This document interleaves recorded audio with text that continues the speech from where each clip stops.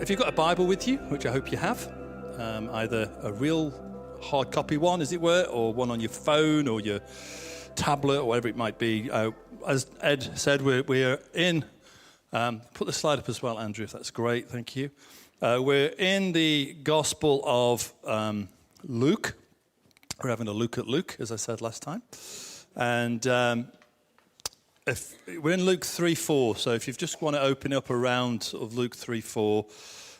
If you were with us last week, we introduced this and we were talking about that baptism of Jesus. And I thought it was just really good, just as we came into this sort of next phase, that we landed on that declaration that I am a child of God. And that's really what I spoke about last week. And if you weren't around or you want to listen to it again, Ed's sort of edited it and uploaded it to our YouTube channel. So you can go to that HBC Chester. If you just put that into the search engine of YouTube, you'll find us. And you can have a watch of it if you didn't see it or you want to listen to bits of it again, you can. So we're building on this story. We're sort of looking over these next few weeks about the discovering what the real Jesus is like. And the way we're going to do that is sort of dig into some of the familiar stories that some of you might be aware of if you've read the Gospel of Luke before. And we're just going to look at it from a slightly different perspective. And today we're going to talk around about the approach that Jesus took in trying to disciple the disciples. How did he do it? What was the sort of framework for that? And we're going to introduce you to a word that some of you may have heard before, but it's a Greek word, and it's the word oikos. It's not just a yogurt that you can buy from the supermarket, although it is.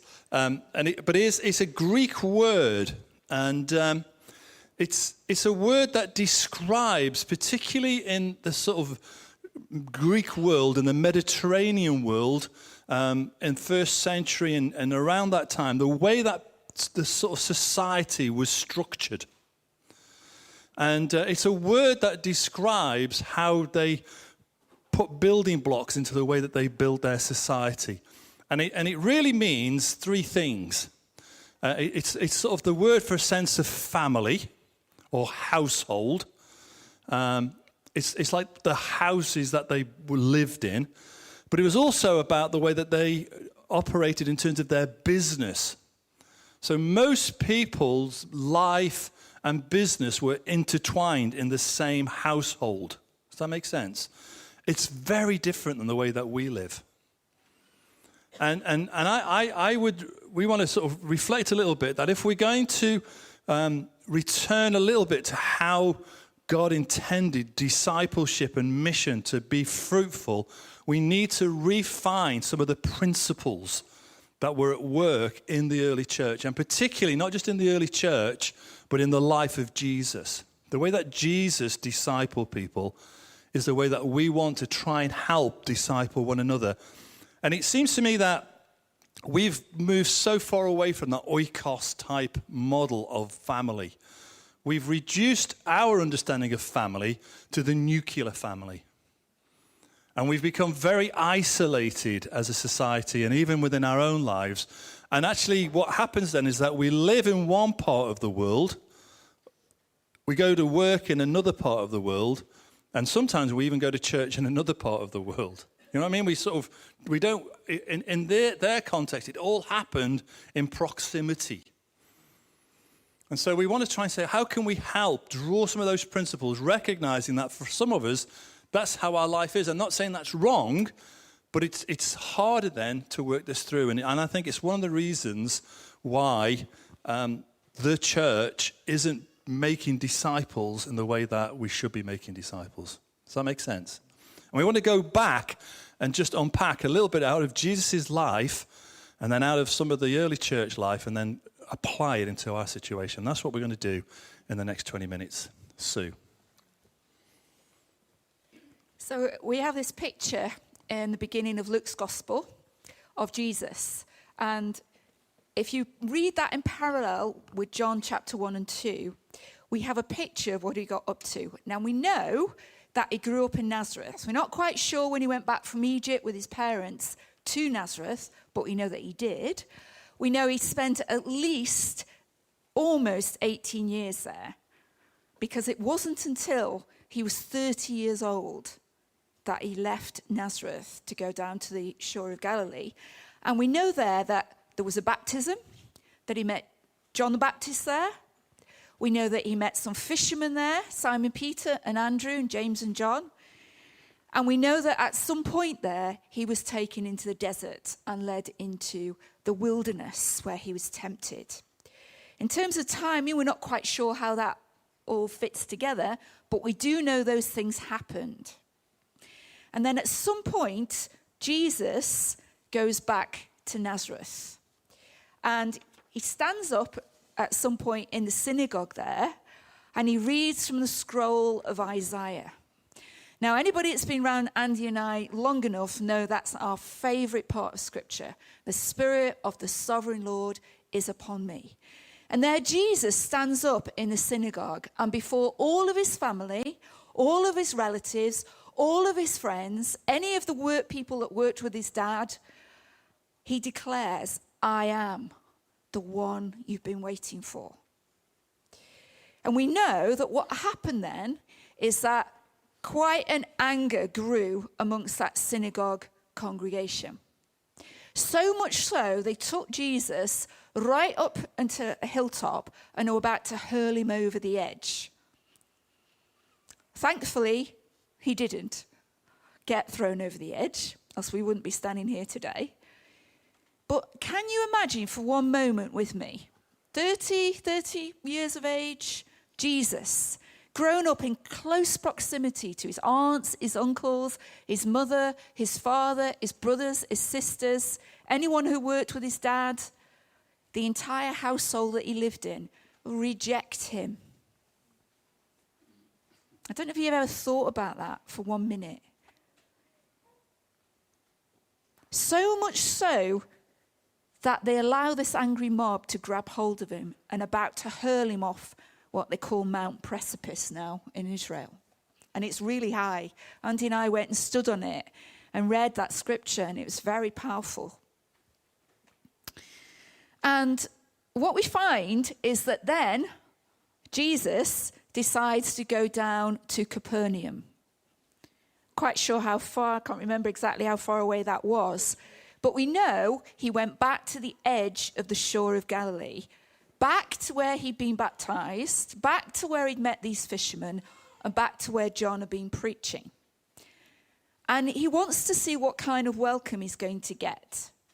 And he starts to preach, he starts to heal. That's what we read about at the beginning of Luke 4. We know that he casts out a demon, and we know that he heals Simon Peter's mother-in-law.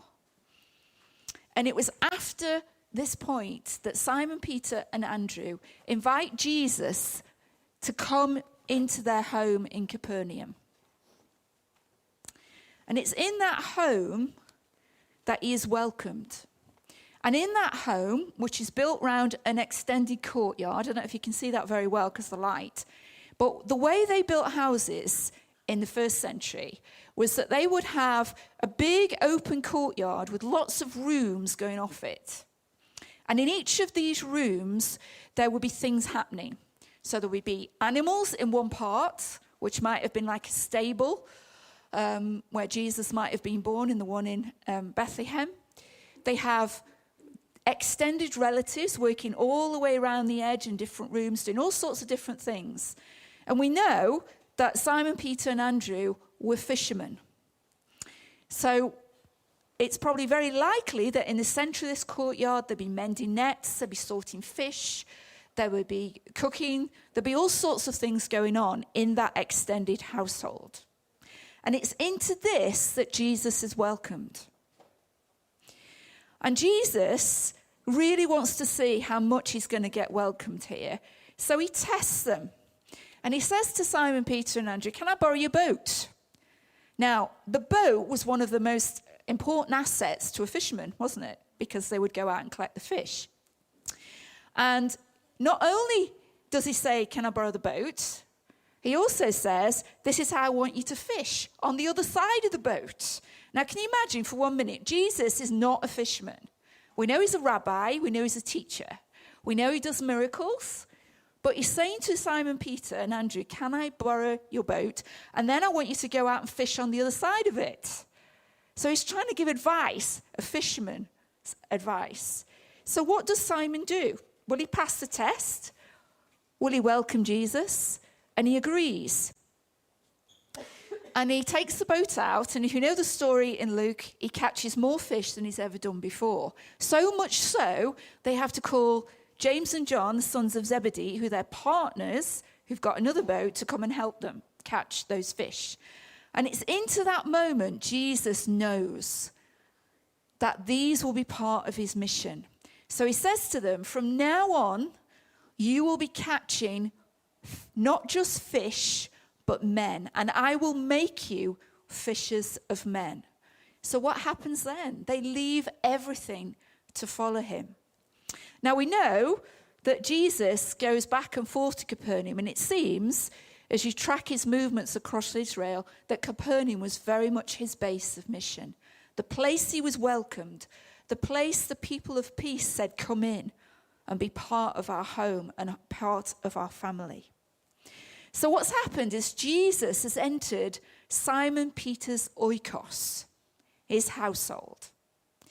And he doesn't just transform it from being a fishing business, which was actually, if we look back at the house of Simon Peter, it was quite a wealthy home, it was quite large, but it became the epicenter of Jesus' ministry. And instead of it being looking in, and the way these households were built, they had one doorway. And that one doorway would guard the family, the household, and the business from anything that might come in. And often they would have people lying across it to protect at night. But instead of it just looking in, Jesus says, come with me and I'll make you fishers of men. So he made them a household overflowing with people. Andy. So you're reading all of this information in Luke 5, if you're following through the story. So Luke 5 is how all this begins to develop. And what we wanted to just reflect on, sometimes when you read these stories in the Bible, and we read them with the mind view of our own experience, and we think about people in these small nuclear families, and we think about Jesus being on his own. But what we want to try and express to you is that when Jesus was in Nazareth, he was surrounded by this household. He was surrounded by all these families. He had 5 brothers and 2 sisters. So he had 5 brothers and 2 sisters. And so when he gets to Capernaum, he finds this other household, which is headed up by Peter and his wife, and then their mother-in-law, and then Andrew's part of that. And we want you to try and begin to understand that Jesus always surrounded himself with people. He did sometimes go off on his own, but the only time that Jesus went off on his own really was when he went off to pray. Most of his time he spent it with people, and he spent it in these households, these oikos households. And Capernaum is this place, if you read through the Gospel of Luke, he goes out traveling. He sends his disciples out. He goes out, and they go out and they preach, and then they come back to Capernaum. A little bit later, when he's going down towards Jerusalem, we're told that he stops at another home, another oikos, and this is the home of Lazarus, Mary, and Martha. And so it seems like Jesus has these bases, these oikos households, where they are sharing life together, where he is made welcome, and where he is developing his ministry. Does that make sense? So Mike Breen is a pastor, author, and he was one of the guys that we've started to read quite a lot about. He said this is in the early days of when we were on our journey as a church around learning communities and missional disciples. He says, Jesus entered Simon's oikos household, and he transformed it from being a fishing for fish enterprise into a fishing for people enterprise. And it quickly became the epicenter of Jesus' ministry. And a boat, that story in Luke 5, that was overflowing with fish, becomes a household overflowing with people. So you see this household, and you know some of the stories, if you're familiar. Who knows the story of when 4 friends brought a paralytic friend to a house in Capernaum? Who knows that story? Some of you will know that story. Did you know that the house where they broke through the roof was Simon's house? That was the house that they were all in. That was the house that they were talking about. This talk about Simon being a person of peace and about his life becoming disrupted by Jesus to the point where his roof is wrecked. He'd need a builder. He'd need a Sam Knott to come along and repair it afterwards. Or Jesus. Thanks, Alan. Yeah, even Jesus, he was a builder. Tecton. So this is what we want to try and get you to think about. And again, I don't know how clear you can see this because the lights here is not too good. And we can't really turn the lights off because that affects the recording of the preach. So when we put this up, we do put the PowerPoints up with it. This is just a bit of an idea of how an oikos worked, how they all work together. You can see the door at the front. Does that work? I don't think it does it? No. But you can see the door at the front, you can see the courtyard, you can see the rooms off to the left and the right, and the stairs up to the roof. Obviously, the roof's not there, so you can see in. This is how they live together. This is how they continue to work as a household. And Jesus, in the way that he begins to do ministry with the 12 and then with the 70 and the 120, these different groups of people who are following him, is that they would live in these households, and Jesus would spend time in those households. And what we're trying to express to you this morning, hopefully, is that when we think about the word family, when you think about family, you're primarily going to be thinking about blood relatives, aren't you? People who you know and you've been brought up with, or you've got mum, dad, auntie, uncles, cousins, all those sort of things, which are family. But actually in this understanding of the Old New Testament and this word of oikos, is that oikos isn't so much about those people in terms of the way that Jesus defines it. He defines it in a different way. A little bit later in Luke 8, as you go through the story and we're following Jesus through, there's a moment in Jesus' life where, again, he's I think in Capernaum, and his mother and his brothers come to find him. And they come to find him because they're a bit worried about he's getting a little bit too serious about his mission. He's been, the Romans and the Israelites are all getting quite involved. And Luke 8:21, I just want to read this to you. Because it's quite a key verse in terms, again, just thinking about family. So let me just find it. So it's like verse 19 says, his mother and brother come to him, but they could not meet with him because of the crowd. And Jesus was told, this is verse 20, your mother and your brothers are standing outside wanting to see you. And this is all going on in Capernaum. They're all in this household. They've come. But he replied to them, verse 21, my mother and my brothers and my sisters are those who hear and do the word of God. Or in other translations, do the will of God. So what Jesus is doing is he's inviting people into his oikos now. He's saying to people, this is my family. It's not defined by the blood relatives. It's defined by people who are willing to do the things that I want them to do, who are willing to follow the agenda of Jesus. Does that make sense? And so he defines that, and it's quite a harsh thing in one sense to hear Jesus say that. He's saying, isn't he, I want these people who are my mothers and my brothers and my sisters, those are the ones who hear and do the word of God, the will of God. And it's really interesting if you follow through that story, again, just continuing through, particularly Simon's journey. So Simon, as Sue said, is a fisherman. He's a good fisherman. He begins to follow Jesus. And as you go through the story, Jesus goes up to Caesarea Philippi. And we have that encounter where Jesus says to him, I'm going to change your name from being Simon to Peter.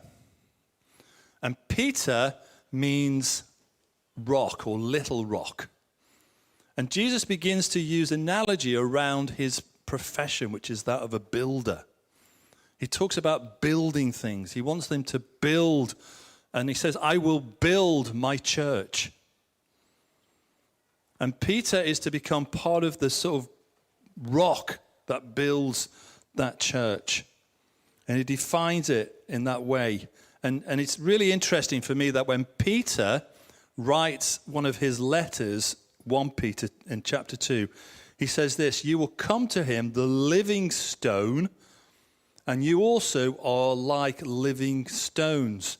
So I say in Zion, a precious cornerstone, the stone that builders rejected has become the cornerstone. He's using all this language about building. He doesn't use all this language about fishing. Does that make sense? So just talk a little bit about then how the Acts developed this thinking. So that's a picture of Jesus' life and ministry, which we know lasts 3 years. And then, of course, Jesus is killed and resurrected, and the disciples are left on their own. And I don't know if you ever thought about this, but on the day of Pentecost, when they were all together gathered in an upper room, then the Holy Spirit fell upon them, didn't he? And we know that from Acts 2, that 3,000 people were added to the church that day. Now, there's no building that's going to hold 3,000 people at that point. And in fact, for 300 years, the church did not have any public buildings whatsoever. So all they had was this model of Acts 2. And what you can see here is a picture of what happened and how the church is then described in Acts 2, which I'm going to read to you. So it's Acts 2, verses 44. All the believers were together and they had everything in common. They sold property and possessions to give to anyone who had need. And every day, they continued to meet together in the temple courts. They broke bread in their homes, and they ate together with glad and sincere hearts, praising God and enjoying the favor of all the people. And the Lord added to their number daily those that were being saved. So what we get a picture here, if you want to define it sort of up in and out, which I'm sure you all know what we're talking about when we talk about up in and out now. So the up experience of the early church was this. Every single day, they devoted themselves to the apostles' teaching, and they broke bread in their homes. So we've got a picture of them gathering at the temple courts, which was enormous, a very public space. And we know at least there were 3,000 of them. But we also know that they met in homes, and they broke bread together. And this was an expression of their covenant relationship with God. They organized, they gathered, and then the scattered and the organic in homes. We also know there was this relationship of community, everything in common. They would sell their possessions and give to anyone that had need. We read in verses 44 and 45. And as they broke bread in their homes, so that's in community again, we know there probably was about 20 to 70 in each of these extended households. These are oikoses. And then from there, we know that they went out. We know that they did signs and wonders. We know that they were in favor with all the people.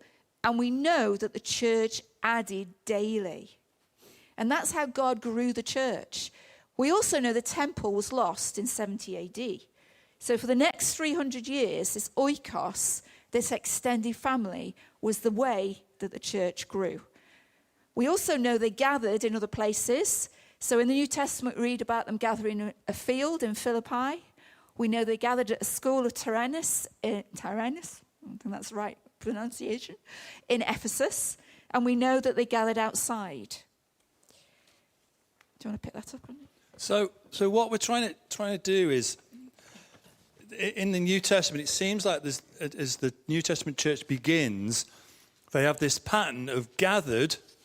They all gather together, and then there's times when they gather in oikos households, which are this size, like 20 to 70 people. Does that make sense? In Jerusalem, that worked really well because they had the temple. So they went up to the temple, and the temple courts is where they could meet. But as Sue said, as that disappeared and the church began to grow. The question then for us is, well, how does that translate itself into our context? And that's why, for the last 7 years, 8 years or so, 9 years, we as a church have been exploring the use of missional communities. Because we wanted to find some way of expression of church that didn't just focus on the Sunday gathering. I am convinced, after the last 10 years and after the last 20 years of leading a church, nearly 30 years of leading a church, that the way that we try and disciple people, the way that people grow in their relationship with God, isn't going to primarily work with a pattern of church that meets every Sunday in this way, the way that we are meeting right now. So if you come to HBC, if you've been around the edges of HBC, if you know anything about HBC, in the last 7 years, we've completely changed the way that we do the rhythms of church. And this is why we've done it, is because we want to try and express something of the both and. Does that make sense? Where we gather together like this, because actually that's what the early church did. They gathered as a whole group. And they did some stuff together. They particularly sang and worshipped God through songs and prayers and different expressions. But they also did lots of stuff in their oikos, in their households. So how do we express that? Well, we express that through missional communities where we have these 5 sort of ingredients. The first ingredient that we have in a missional community is food. But that might seem really simple, but actually, when we gather like this, although we do refreshments, and I'd encourage you to keep thinking about coming earlier on a Sunday. If you can get here between 10 and 1:30, it means that you will get some refreshments. You'll get some coffee, and you'll get some pastries, and you'll just get a chance to chat. And just doing that is great, but it's not really eating food together. It's not really building that sense of communion together. So what we said in our missional community is that when you gather in a missional community, always have some food available. It seems really simple, but I think it's actually the key ingredient to why Alpha is so successful as a course. So we have food together, and food does something. It builds commonality. It builds that sense of relationship. So we have food. The second thing, hopefully, flows out of that is that it's fun. That when you gather with these people in this context of eating food in somebody's home, then it's fun. We begin to sort of build a sense of togetherness. We begin to play games together sometimes. We start to interact. It's a place where we can invite people in. There's something very different about inviting a friend who is not yet a Christian into that community where there's maybe 20, 30 people. It could be less, depends on the size of your community. But then you're eating some food together, and you're just beginning to just relate about life. So fun. And that sort of key then is that we're sharing some life together. I guess what happened in the oikos, when you all lived under the same roof, then you obviously shared lots of life together. I think we've lost the habit and the practice of sharing life together as church community, not just our church, but the church, because we've reduced it just to Sunday gatherings. and maybe a Wednesday night Bible study or small group. But where do you share life? Where do you have food and fun? And then building that up, we then say, well, actually, while we're together, let's have a focus. What is it that God has called us to do together? Who are the group of people around us that we'd love to reach with this message, with this good news, this mission? What takes it then from just being a social group, which is nothing wrong with a social group. It's great to find friends and eat some food and build some friendship. But how do we draw people into that? Well, we draw people into that by having a shared mission, a focus. And it could be a group of people that you live by. If you're in a neighborhood, you might say, well, actually, we're going to gather around this local school where 3 of us, our families, have our children in this school. It could be that our focus is actually something that we could all develop is this influence around us of people of peace. Who are our friends around us who are interested in our lives, who want to know a little bit more about who we are and what our faith is, and we draw them in to our missional community. Or, in the way that it grows, we actually start our own missional community with a group of friends to do that. The fourth aspect is this shared resources. It's this sense of being family and friends. It's developing a sense of, well, we can share stuff together. I love it in when I hear those stories where people can, just practically, we can share the skills that we have. So we joke about this, but I am absolutely hopeless at DIY. People know that if you know me. But there's people that I know in our missional community that if I need to just do a little DIY job, something in our house, Sue knows that there's somebody she can ring, and that's what she's done. I can tell you stories of people who've come in and repaired lights in our house or fixed this tap or things that I just really struggle to do, but we're sharing resources. Does that make sense? And we've got people around us who do that. And we can do that in a small church, as a whole church, but when we're a larger church, we can't do that in the same way because we don't know everybody. Even if you were to stand up for a second, I'm not going to embarrass you, but you looked around at everybody in this room, there'll be some people that you know well, some people that you'll know their names, and some people you're like, oh, I've never seen them before. Does that make sense? So this place of missional community is so important to do that. And then finally, and again, this is where the people of peace fit into that line. We're drawing people in, we're inviting people in. And then finally, we keep Christ at the center. We call this our focus, or fired up, I mean. So this is where we're fired up, isn't it? By being together, we're praying together, we're sharing life together, and we're saying, Jesus, you're at the center of this missional community. And so we're working together, this sort of pattern of ministry. We're trying to do what Jesus did, but which we can't exactly do because we don't live in first century Palestine. We haven't got houses that are built in this way. We can't sort of go in and out of each other's homes in the same way. But what we can do is try and structure the life of our church so that we try and express some of these principles, some of these patterns. And so we're trying to model our families on the way that Jesus built family. So whilst family is important, blood family is important, actually, Jesus calls us into this family where we are all mothers, brothers, and sisters. And we're sharing life together. And so for us, we try and do that just by the rhythms of our church. This is why we do what we do. This is why we're so committed to the rhythms of church. Because what we're trying to do is to go back to what we would call a Jesus-shaped style of living. Does that make sense to people? And I know some of you will have heard this before, and some of you will be living this, and we've been trying to do this now for the last 7 years. But it is still quite new, and it's interesting for me when we do fresh streams, and I'll finish with this, and maybe the worship team can come back up at this stage.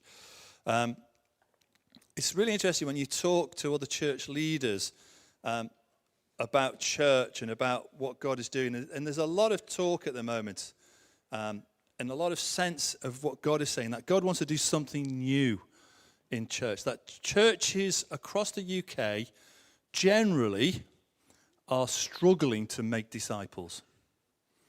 They're struggling to survive. They're struggling to grow.